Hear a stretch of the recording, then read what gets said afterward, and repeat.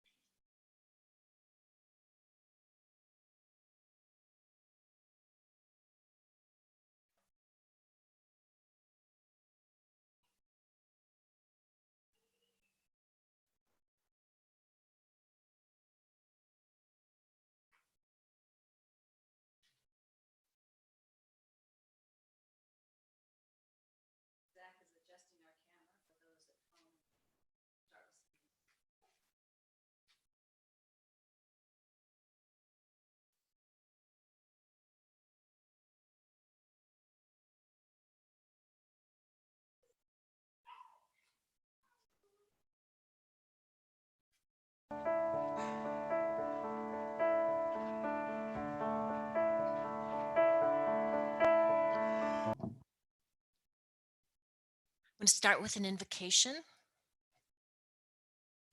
We are gathered here this morning in recognition of the divine presence and power, that creative source that some call God, but which is infinite, unbounded, and is too large to be called by any name.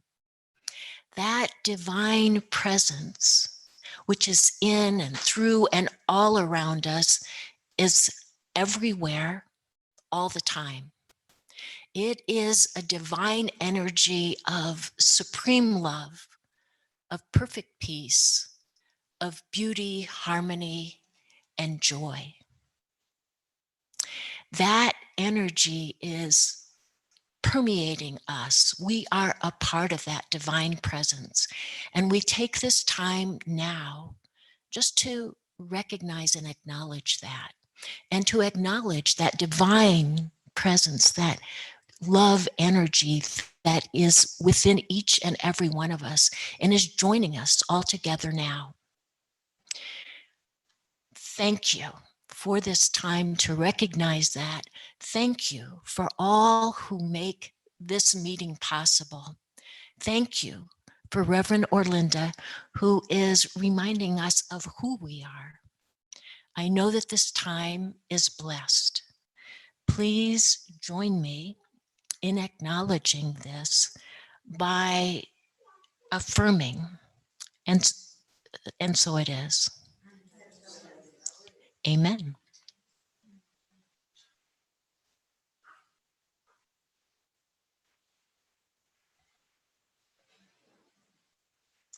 Thank you, Catherine, for that invocation. Thank you, Zach, for ringing our bell to get us started and getting that internet, our friend, the internet, up and going. And I don't know about all of you, but when you guys all are singing together, ooh, I get a little hair stood up on my arm with that Surely the Presence. And we had a little doggy chiming in. And so it was really wonderful. So for those of you who may or may not know me, or may be here for the first time, or maybe joining us online for the first time, yes, my name is Orlinda Worthington, and I'm an ordained interfaith minister and a longtime member of HCCL, and everyone is welcome here. So thank you so much for being with us today in person or online. I don't know about any of you. For me, life is feeling a little heavy right now. The smoke outside is a reminder of things that our earth is going through. COVID seems to be rearing its ugly head in another version nowadays. And personal things may be going on in your life, and it just feels a little bit heavy. I don't want to plant that in for us, but for some of us that may be happening, and I want to acknowledge that, right? So how do we maintain some hope and some happiness in the midst of what might be feeling like a heavy time? Anybody have any ideas? How do we maintain a little hope and happiness in these times? I, I heard laugh, dance, and drink. My work is done here. Thank you very much. You have all done it for me. I love it. All right. Well, those are options. And as a matter of fact, we're going to have a little bit of a drinking song for the offering. So that is perfect. Thank you, Deb. Well, that is my intention today, and I hope that you will join me in that intention as well to, explore some ways to continue with some hope and happiness in the midst of these seemingly challenging times. Why that's important and what might keep us from experiencing some hope and happiness, because until we delve into that a little bit, sometimes it's hard to get past that. And here, of course, we study and embrace religious science, and the Science of Mind text written by Dr. Ernest Holmes says prayer is essential to happiness. Prayer is essential to happiness. And I'm not sure that I ever really thought of it that way before I started researching a little bit for this talk. Prayer, essential to happiness. We'll talk a little bit more about that. So I want to take a little bit of a moment to talk about prayer. Here we do something called spiritual mind treatment. I know many of you have taken a class with Reverend Jean. HCC has offered special workshops online. So some of you may be familiar with it, some of you may not, and it doesn't matter either way. It's a 5-step process of affirmative prayer. And we all pray, we're all practitioners, whatever way that works for you. Myself and Catherine and Jan, and of course, Reverend Jean, took practitioner training. And that just simply means that we've learned some techniques to hopefully assist you in prayer work. And Jan is joining us from Bozeman. Raise your hand back. Oh, she's deep in holding consciousness for us. And Catherine, of course. And we'd love to offer you, if you want a brief spiritual mind treatment after the service, a little prayer work, just meet us in the community room there next door, and we'll be happy to do that for you. So I'll mention that right now, and I'll try and remember to remind us at the end, but who knows by then. So prayer as our first step to happiness and hope. To hope it makes sense, right? Happiness, I had to think about that a little bit. Prayer is really our first go-to at all times, and the more we can get in the habit of that, whatever prayer is for you, the easier it becomes, the more automatic, and I think the more importance it makes in our lives. Religious science is also about being versus becoming. Being versus becoming. Being our best right now, being present in the moment, because it's all we have, right? And we hear about that a lot, but how do we do that? Well, a little bit of research from the Consciousness Leadership Group, I've shared about them with you before, actually did some studies on happiness, if such a thing can be done. And they say much the same thing, that only this comes from research in psychology. And their studies show that people who experience being happy versus becoming happy are more motivated to create, to collaborate, to compete. Now, they're coming from a leadership and business standpoint, but really that's a lot the same. It applies to life, right? People who experience being happy versus becoming are more motivated in all areas. Business, love, spiritual aspects, creating, collaborating. Now, it may seem like semantics, being versus becoming. However, the motivation behind being happy comes from a very different place than the motivation to finally become happy. The new motivation of being happy is a lot more sustainable for the individual and the world. Now, one practice given to people in conscious leadership, this organization and in these studies, is going to be familiar to all of you too in your spiritual quest. It may very well be the foundation for why you're here. The question of, who am I? Who am I? To be willing to sit with this, and in this inquiry, it can be a little terrifying and it can be liberating. And I'll bet all of you have had that experience. I remember 3rd grade playground recess, having this overwhelming feeling of, who am I? Well, how did I get here? Who am I really? And it was very frightening at that age. What are you, maybe 9-ish in 3rd grade? And it was overwhelming, and I didn't know what to do with that at that young age, but I will bet that happens for all of us at some point. At least I hope it does. where we have this deep, wow, who am I really? Yeah, I'm here physically, but who am I really? And sometimes we answer that, of course, with our name. Oh, I'm Orlinda, right? Duh. It's my name, right? But am I my name? Of course not. Maybe we want to say, I'm called Orlinda Worthington. And I've started when I introduce myself. Some of you may do this too, like, my name is Orlinda. And that's all well and fine because it is, but not I'm Orlinda. Unless I've really done some introspection and I've sat with and I have a good definition for myself of what I attach to my name. Sometimes we define ourselves by the role we play, a father, son, mother, daughter, teacher, neighbor, minister, etc., or the beliefs we hold, what political party we're with, if we're conservative, if we're liberal, if we're Christian or Jewish or Muslim, a country girl or a city boy, all kinds of ways that we identify ourselves. Nothing wrong with that, but we answer with what we do or the role we play in life. Sometimes that keeps us from, wow, who am I? And here I would say, of course, we say, we're a child of God. We may say that. We are part of a divine universe. What exactly are we? And man, I can't answer that for you. I wish I could. I think that's obviously an individual experience for each of us. Now, though you might play that role and you hold some beliefs, who the heck are you? Well, in my experience, we know at a deeper level that we're not our name and we're not our role. We know that in a way, and especially all of those of you who are here and out there. But how many times a day do we say our name? I thought about that the other day, and I went to a new gym and I introduced myself, said my name. I had to call the bank and I had to say my name. Oh, who am I speaking with? It's sort of, now they have this thing. Have you ever had this at whatever, at Schwab, my name is my password. My voice is my password. And you have to repeat that phrase. And I'm like, that might be a whole other talk, but so there's a lot attached to our name several times throughout the day. A lot of times, especially, I'm sure, if you're in business and real estate, you're always calling and saying your name. So the question of why do we even think about who we are, our name versus who we are? Why is it important? Well, it's important because being uncertain or confused about who we are can lead to pain and suffering. And that can lead to challenging times as far as hope and happiness. Now, one of the biggest visions in conscious leadership organization is similar to religious science. It's to reduce suffering, simply to reduce suffering on the planet.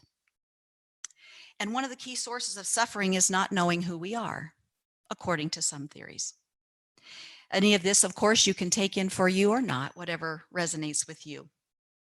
It's important because how you show up on this earth has value, and to say yes to happiness and hope means I'm saying that for you and each of you here. So sometimes people will ask, well, what's your purpose? Well, I don't know. But my purpose, I say for me, is to experience the truth of who I am in every moment. Now, the every moment part is the challenge for me, right? Whew, that can go out the window. There's a term called the hedonic treadmill, and it's kind of similar to when you're on a treadmill in the gym or at home. You likely step off when you've reached a certain time or a distance marker. But what about the treadmill of your mind? I think there's kind of a song, Windmills of Your Mind, right? We changed that to treadmills of our mind. And positive psychology coined that term, hedonic treadmill, to refer to patterns that we unconsciously implement to stay within our set point of happiness. Conscious leaders and leaders of our own lives know that when we are on this life-limiting treadmill, we know how to get off. So let's explore that a little bit more. I bet some of you have experienced, especially with little kiddos. I have a little great niece, and she was the first grandchild, and first Christmas came along. Oh my goodness, the presents flooded in. And I was at their home in Denver. We all lived there at the time. And, she was maybe 2 or something when she was old enough to realize what was happening. And she's going through this mound of, there's all this excitement building for the adults too, right? We're all excited that morning to see how she reacts. And she gets up and she goes through the presents and everything is exciting. She literally got so tired at one point, she had to take a nap. It was overwhelming. There was just too much. But there's that anticipation of something's going to make me happy. And one package after another got opened, and after it was all over, whether later that day, later into the week, kind of went back to our set point of happiness, right? I want to focus on this particular version of the hedonic treadmill. You know, you're not as happy as you'd like to be. Something or someone out there can make you happy. You pursue something or someone. You get something or someone. You feel momentarily happier. There's nothing wrong with that, but then the happiness fades and you return to your original state, a set point of, oh, I'm not as happy as I'd like to be.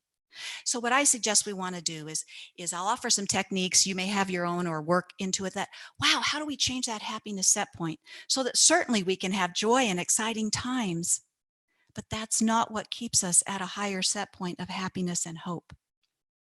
That hedonic treadmill is the name given to research findings that show we have an individual happiness set point, and it's not meaningfully changed by either good or bad things happening in our lives.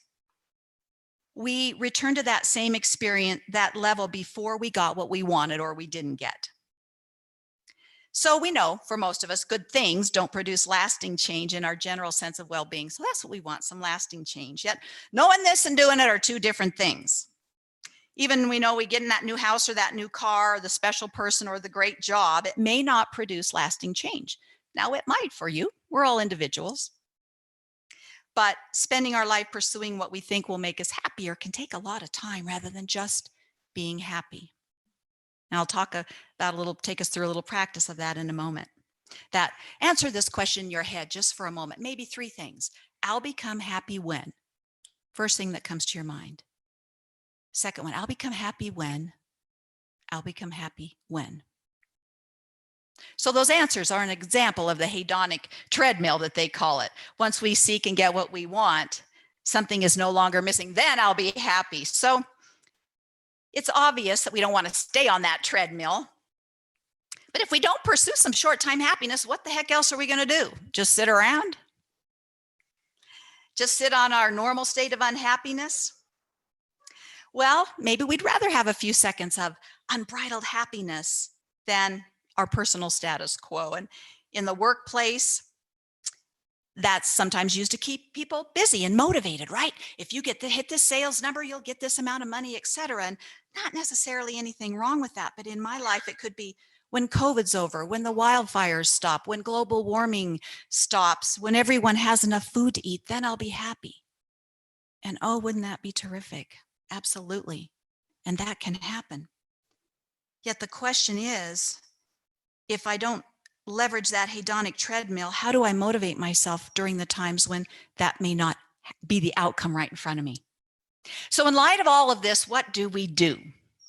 Well, we can realize and live from the reality that becoming happy is kind of a fool's errand, and being happy is the key to a life well lived.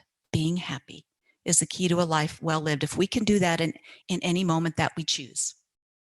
It's really rooted in the direct experience of reality in this moment. And sometimes, I know for me, I can deny myself some happiness because I don't want to take it away from someone else.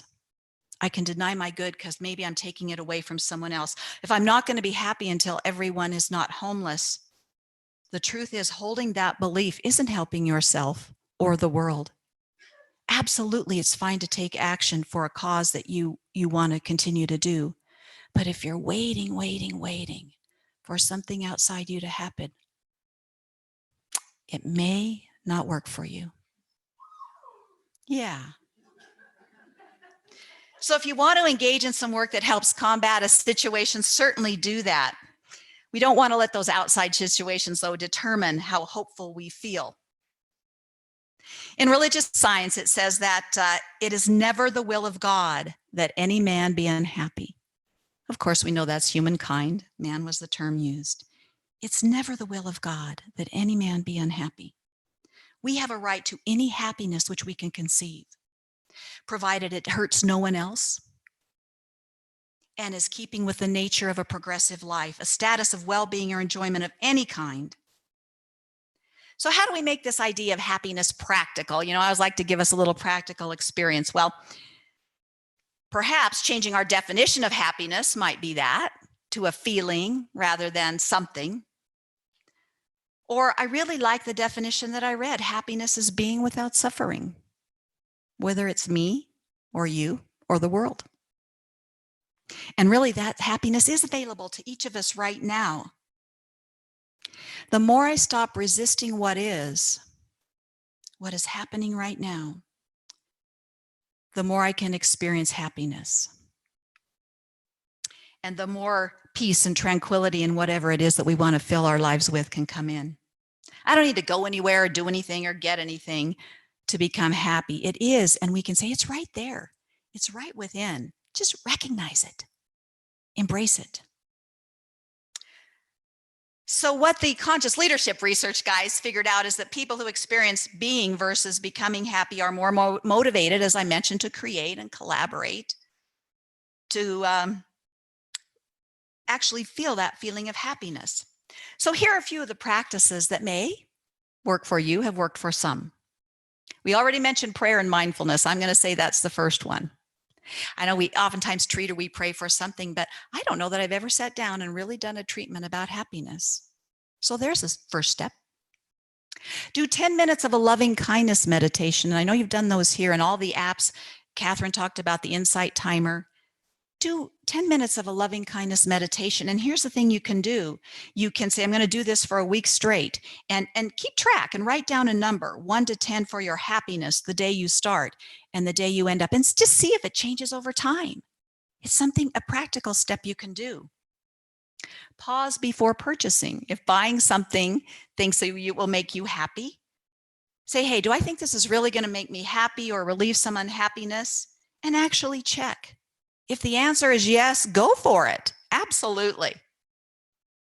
And go ahead and buy it. But the interruption of that automatic thought pattern, just a moment to stop and say, wait a minute, is this really going to make me happy? Do I want to do this? Because it can get automatic. So just to interrupt that pattern, create space for another thought to come in. And on the pause for purchasing, I'll tell a little secret on myself. I realized when I got up here, I'm like, I think I wore this dress last time I talked here.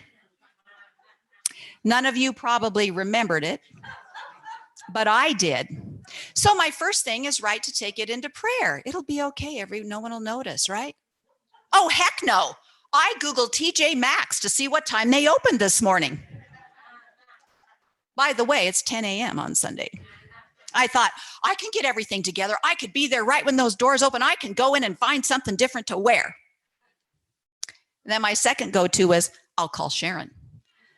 She has a whole storage of clothing in her boutique. There's got to be something in there, right? No, that's not fair to make her race around this morning. And then I thought, oh, wait a minute. Let's see. I could go through this and let's see what, page 10 I've got right here. Purchasing something doesn't make you happy. I could actually take my own advice. And probably none of you would have noticed had I not brought it up, but it was just funny how quick that reaction came to my mind. Oh, I got to fix this with something outside myself, And I was willing to go buy, do whatever. Oh, wait a minute. Let me just interrupt that thought pattern. It doesn't matter. It doesn't matter. This is not going to make me happier. Yeah, I might have had fun with it, but it's not going to make me happier. It doesn't matter. Now, the other thing I came up with, and we're going to try it, and I'm going to tell you right now, it's going to irritate the heck out of you for a couple of minutes. But we're going for it anyway. So I call this the happiness timer.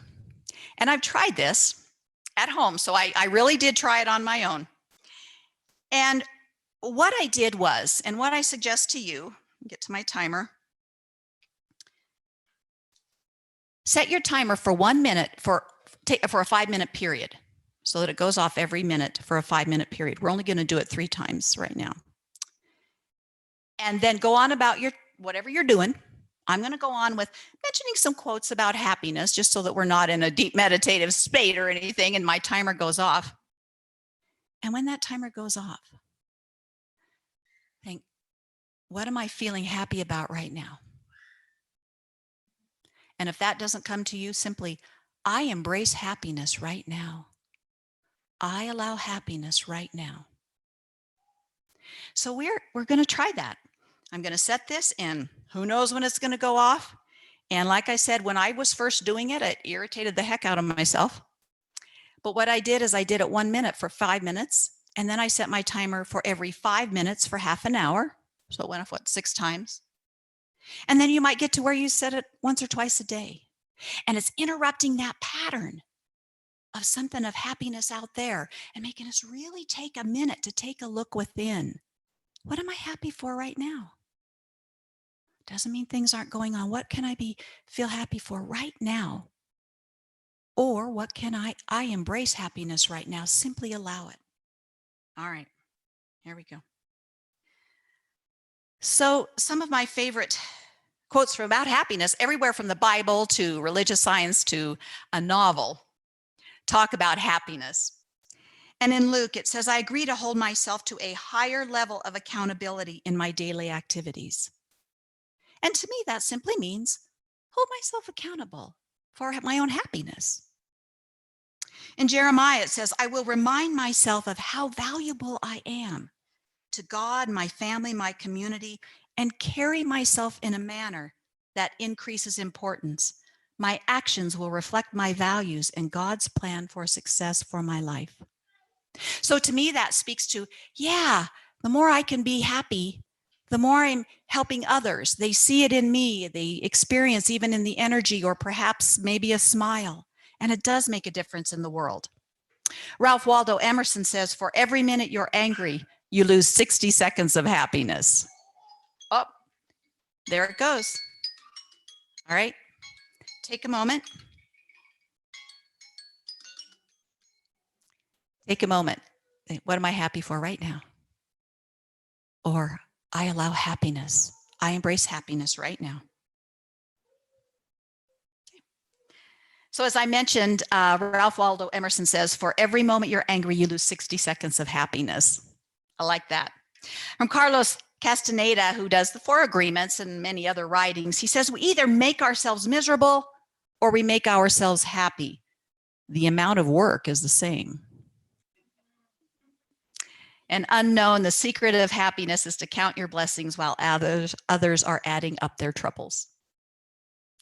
I just finished a novel called The Japanese Lover. Now, it's not, contrary to how it might sound, it's not necessarily a romance novel, although there's romance in it. But the main character, Alma, is explaining to this young lady who helps her out about happiness. And she says, you know, Irina, all of us are born happy. Life gets dirty along the way, but we can clean it up. Happiness is not exuberant or noisy or pleasure like joy. It's silent. Oh. Okay, there's our timer. Take 1 second to say, what am I happy for right now? I embrace happiness right now. All right, we're going to do it one more time, just to warn you. So she says we all, life gets dirty, we can clean it up. And happiness isn't necessarily big, exuberant, or joyful. It can be. And I think that's where my definition had to change. I think, oh, happiness has to be some big thing. But she says it's silent, it's tranquil, it's gentle. It's a feeling of satisfaction inside that begins with self-love. Happiness begins with self-love. There's a place for us to start or to go back to. She says, our job in life is to clean up one's own mess, commit oneself 100% to reality, to the here and now. No point in waiting to open, to embrace, and to intend happiness and hope. She also said nobody can go around this world all alone.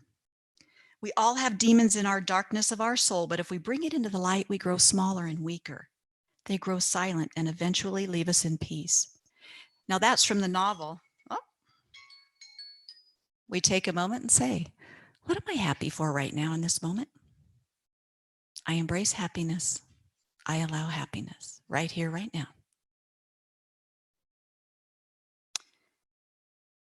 We won't continue that anymore, but I really invite you to do that as a practice, even for a little bit of time in your life. It really brings to mind, and it helped me. I'm having breakfast the other day at the little cafe in Nevada City. And she brings me this wonderful dish and coffee, and she's very friendly. We're chatting. I went, oh, I am so happy I just feel happy right now. No particular reason. Yeah, I have good food, got some coffee, but I just feel it right now within me. So just to take a moment to acknowledge that, you remember it more often, you notice it more often. And this is but one practice to do that. Not going around in this world alone, and that's why I think it's so important for us to come together here and online. As a matter of fact, on NPR's story yesterday or the day before, a woman expert on climate change, but they were talking about this very thing. You ever get those little instances like, oh, I guess this is on the right track? Because at the end of the interview, the interviewer said, so how do we have some hope when things are looking bleak? And she said, well, you find a community. You find a community. Whether that's, an organization that's doing something you want to join in with, or whatever it is, but you find a community, because going through it alone can be difficult. So thank you all for being this community for sure. That's why it's so, so important to have HCCL and others like it. So important. You only have one life to live, but if you live it well, that's enough. We've all heard that. And the only reality really is now, today, this moment. So, that moment's gone. So what are we waiting for to be happy? That moment's gone. I'll mention just briefly the work of Byron Katie. I think some of you might know it. She has 5 questions now that you turn around. First one is, can I absolutely know it's true? What reaction occurs in response to believing this in my body, in my mind? Who would I be without that thought in the moment? And then we turn the concept around. So if for me, it's like, the world's going to heck, with climate change or whatever it is. Well, can I absolutely know that's true? Yeah, there's the appearance in some places. Can I absolutely know it's true? The whole world is going to hell, so to speak. What reaction happens in my body when I believe this thought? Ugh, it just feels sick and hopeless. Who would I be without that thought in that moment at that time? And that can be the challenging one. Ooh, who would I be without this thought? Sometimes we really like to hold on to those things. Who would I be without this thought? Oh, I would be lighter. I would be more hopeful. I might be more active in joining an organization to clean up the river or whatever it is for me.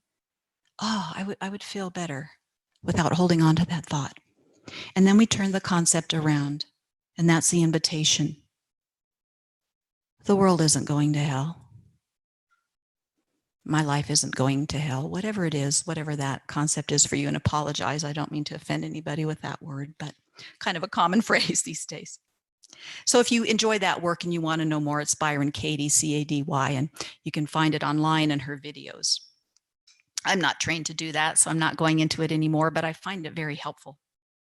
So what question are you believing?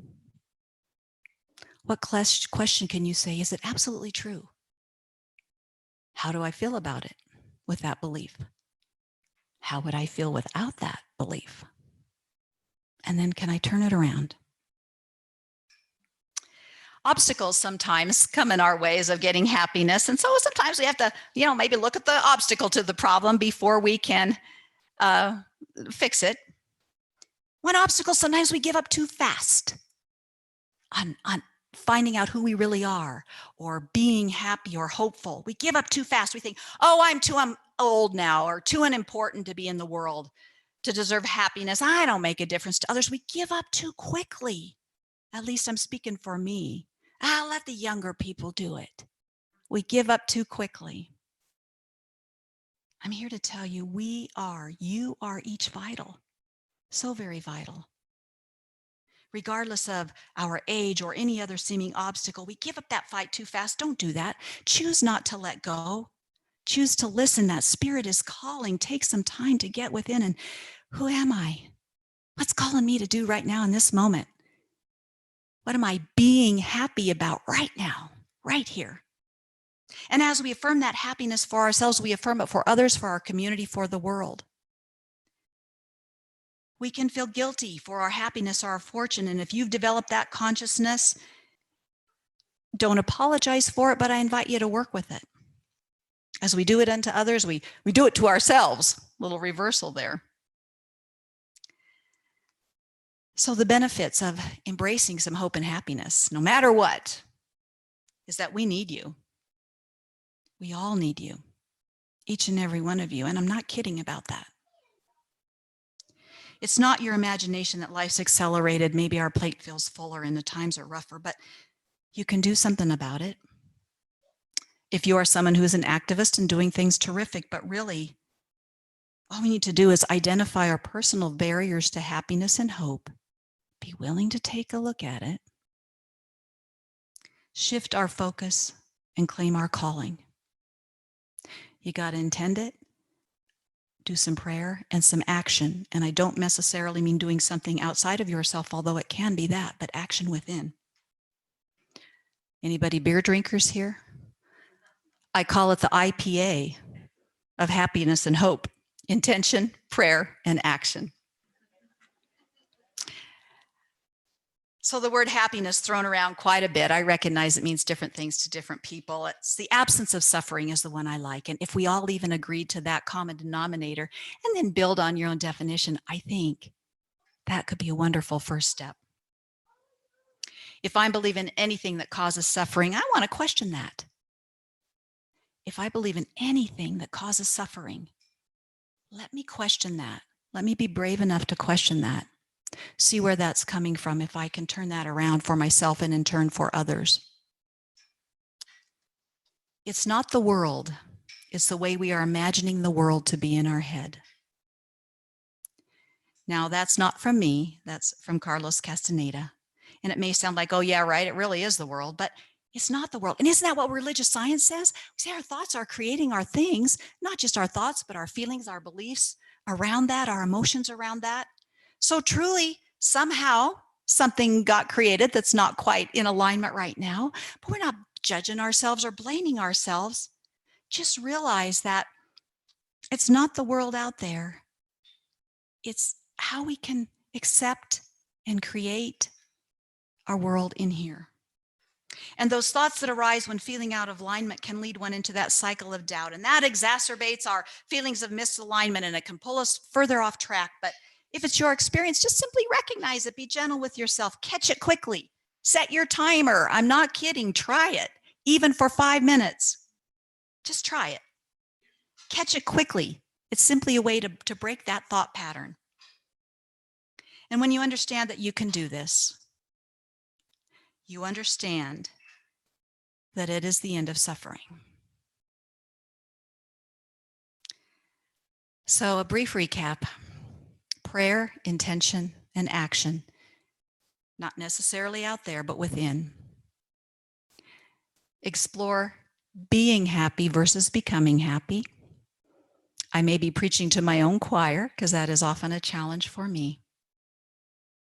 That being happy, what am I happy for right now in the midst of anything, just right now? And if nothing comes, open up, say, I embrace happiness, I allow it.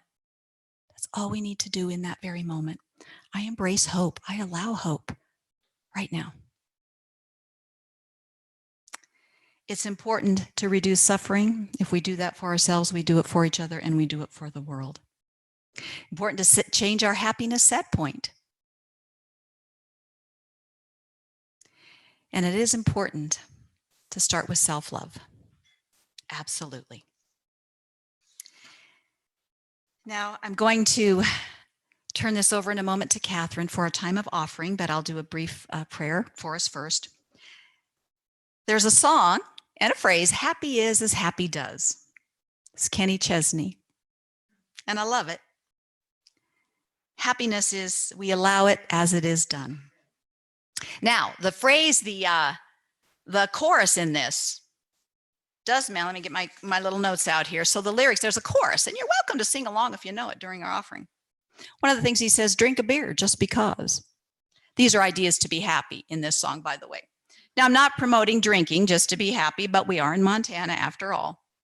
At one time, we had the most breweries per capita of any state in the country. I don't know if that's true now. Drink a beer just because. Play a 6-string. Get a rope swing. Steal a slow dance. A kiss from one you love. Laugh and live with your cup more than half full. And I'm paraphrasing that chorus. But I love it because sometimes for me, and here's another little practice for you. I bet you know this one, music. Man, if I'm in a funk, I can put on a Karen Drucker song if I need some introspection. I can put on disco and get moving, and I instantly feel better. Consider some music, and this song kind of does it for me a lot of times. So happy is as happy does. We're going to wrap up with prayer. Then Catherine will move us into our time of recognizing abundance and sharing. We'll have some announcements and a benediction. Right here, right now, I absolutely know there is one divine power that created all there is, that created who we are. So very unique, so very precious, so very divine. We are connected individually and collectively with the divine and with each other. And that flow of the divine is expressing in and through me, through you, through all of life. And I speak these words now for myself and for everyone hearing this voice. And I don't mind others chiming in to help me. My mind is learning right here, right now to let go of unhappiness. My mind is learning to let go of unhappiness. I surrender to the possibility of happiness in all my days. I choose to let go of old ways, of old thoughts, that happiness is not possible in difficult times, that hope is not possible in difficult times. I let go of it right here, right now. I let go of it. I know how it felt in the past. I let go of it in the now. There is no challenge, no situation, no diagnosis of any kind that has power here. No challenge that I do not embrace with the love of God, the power of creation, the goodness, the God. I'm vital. I am inspired. I am here to share my gifts, first of all, with myself in self-love and with others in the world. My wholeness, my happiness, my hopefulness blesses me and it blesses the world.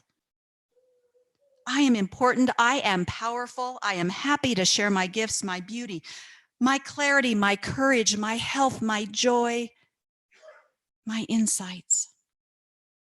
I give thanks right now for the Helena Center community, for those online, as we are standing as one and we dare to speak that truth of who we are.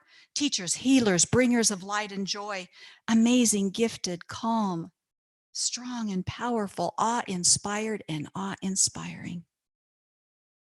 That is the strength of the people in this room and online right now, and for all. I am grateful, and I release this into the law that always responds in all ways. I trust it. I feel it. I let it go. I allow it to be.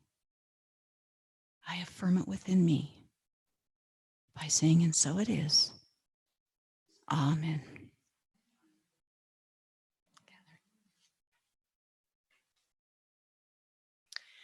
This is our time of offering.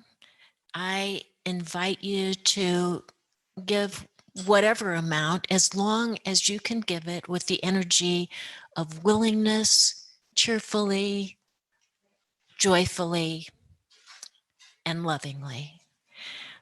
In Science of Mind, we know that money is energy and that there is a law of circulation. So please give as freely as you can, either here or through the website.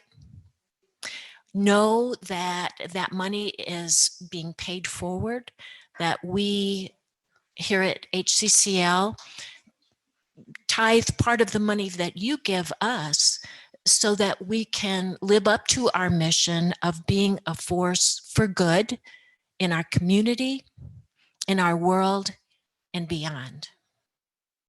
And I forgot to mention, if you like some of those happiness quotes that I mentioned, those are the orange sheets right there, just so you get a little something as you give. So do you want to, let's have a little of our song and then we'll bless our money, right? All right, okay. Our happiness beer drinking song.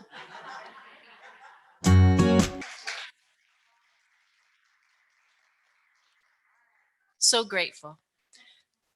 Now, divine love through us blesses and multiplies all that we have, all that we give, and all that we receive.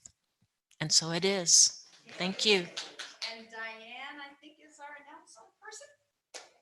And happiness is removing my mask. Right here, right now. Catherine, thank you. You have a dance move in you. Also, I don't know how it happened, but with Christine's dog and 2-year-old Waylon back there, they're prime examples of happiness now being. Absolutely. Yeah. Absolutely. Well, for announcements, thank you, Orlinda. You brought happiness. We're meeting by Zoom and in person today, thanks to Zach back there. And we also have a new intern, Dominic, who's learning the ropes back there. Welcome to Dominic. Sincere thanks to everyone for continuing donations. As you know, as Catherine covered it, it helps us keep the doors open and speakers coming and good things, happiness. Let's see, remember the helping organizations, please, especially with COVID, again, a surge, the Delta virus, and Food Share provides critical supplies to hungry people. They're still in business. Their hours vary. So if you want to drop food by or you want to make a donation at their 1616 Lewis Street location, please check online to see their hours or call them to find out. Stuff the Bus was successful fundraiser. It's over for this year. Family Promise is still with us. And Catherine, did you have anything you wanted to add about Family Promise?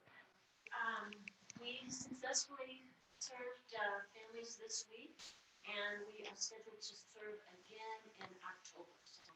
And you're always open to more volunteers? Right, always open to more volunteers. And September 25th, they're going to have sort of a small comfort food challenge where I think it'll be tables of small snacks in one of the parks, which I'll get more information on that later. And we'll pray for good weather then too. Yeah, thank you. HCCL's newsletter provides all kinds of good information connecting us, especially during this time when the COVID has changed things. It's a pleasure to read and a beautiful online publication. Thanks to Reverend Jean and her sister Tricia who put it all together. Reverend Jean delivers it the first of every month, so look forward to it and do read it. Chris, our trusted and beloved treasurer, reminds us to help her ensure that our donations, as well as class or workshop payments, get properly credited. So please indicate on your check or online what the payment is for. Science of Mind magazines are right back there, up to date and available today, right by Dr. Deb on the table. One last message after service, and I believe Orlinda covered this too. We have some practitioners who are generously donating their time in 15-minute segments after service in the community's area next door, and just check with them after the service closes. Next Sunday's guest speaker is Reverend Dr. Charles Geddes, who is with us today right there. His talk is titled Igniting the Spark in the Best of Ways, not fires, but and behold the good in the now. Thank you.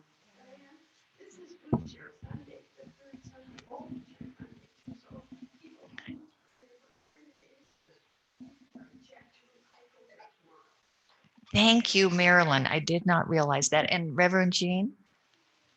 Alexa and I brought tomatoes that we grew in our garden, and we'd like to share them. Delicious. Yeah. Thank you. And I noticed when I peeked in the bookstore earlier, there are a couple copies of this book called A Guide to Developing Life's Most Important Skill, Happiness. I haven't read it, but I'm guessing it's terrific if it's in the bookstore. So you might consider picking up a copy of that if that speaks to you. So, ooh, excuse me. Heard Reverend Michelle Whittington in Phoenix one time say, if you want to go higher, you got to go deeper. Right now, right here, we rise up, we go deep. We step into this place, this power, the infinite yes to what we want to experience and to what we want to create in this world right here, right now. Happiness, hope, and so much more. We say yes. Anything that feels like a displeasure, a crisis, a challenge, we know that as energy. It is simply information. It is not who we are. We rise up by going deep first. Who we are, being happiness, being hope, first within, then without. I am so privileged and I am so happy to know all of you who are rising up, who are meeting this challenge, who go deep, who are happiness, who are hope right here, right now. I affirm that for everyone hearing my voice. I give thanks and I move it into that law of action, feeling it right here, right now. Say with me, yes to happiness. Say yes. Yeah. And so it is. Amen. Yahoo.